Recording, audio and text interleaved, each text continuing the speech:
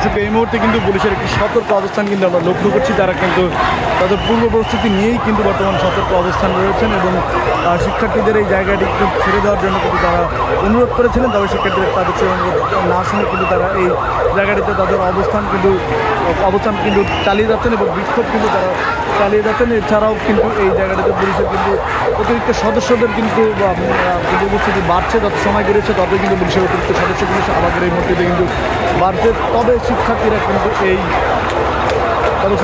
তাদের যে দাবি রয়েছে সেই দাবি আদায়ের লক্ষ্যে কিন্তু তারা তাদের বিক্ষোভ কিন্তু চলমান রয়েছে। তারা কিন্তু সেই বিক্ষোভ চালিয়ে যাচ্ছে।